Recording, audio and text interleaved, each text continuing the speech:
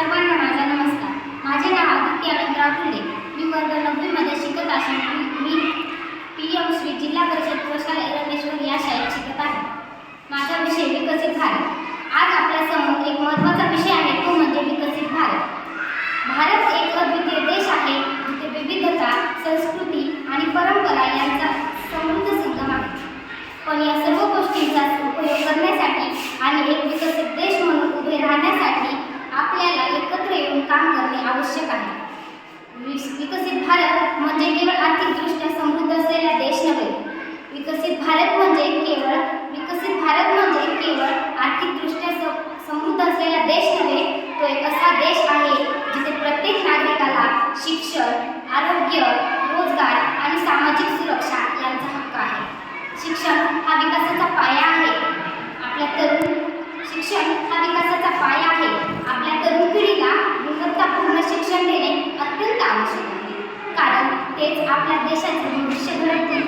शिक्षणामुळे आपल्या मुला-मुलींमध्ये कौशल्य विकसित होईल, जे त्यांच्या जीवनात आणि आपल्या देशाच्या विकासात मोठे योगदान देतील. संस्कृती आणि परंपरा देखील विकसित भारताच्या विचारात महत्त्वाची भूमिका ठेवतात. आपल्या सांस्कृतिक वारशाचे जतन करणे आणि त्याला पुढच्या पिढीपर्यंत पोहोचवणे हे आपले कर्तव्य आहे. विविधता ही आपली ताकद आहे. एकत्रितपणे आपण एक मजबूत आणि एकजुटीचा समाज निर्माण करू शकतो.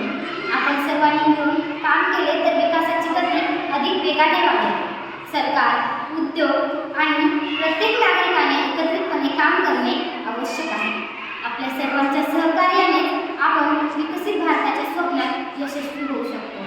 भारतातील विकास म्हणजे फक्त आर्थिक वाढ नाही, तर सर्व क्षेत्रातील सुधारणा देखील आहे. शिक्षणामुळे व्यक्तीची क्षमता वाढते आणि समाजातील सर्व स्तरांमध्ये समानता साधता येते. आपल्या देशात शिक्षण क्षेत्रात अनेक सुधारणा झाल्या आहेत. तंत्रज्ञानाच्या युगात डिजिटल शिक्षणाने आपला मार्ग दर्शवला आहे. इंटरनेटच्या सहाय्याने विद्यार्थ्यांना कोणत्याही ठिकाणाहून ज्ञान मिळवता येते.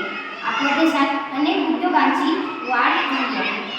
अखेरीस विकसित भारत म्हणजे एक असा देश जिथे प्रत्येक नागरिकाची वागणूक, समर्पण आणि कर्तव्य भावना महत्त्वाची आहे. चला तर मग आपण एकत्र येऊ आणि आपल्या देशाच्या कामासाठी लागू आणि विकसित भारत या स्वप्नात योगदान देऊ. धन्यवाद.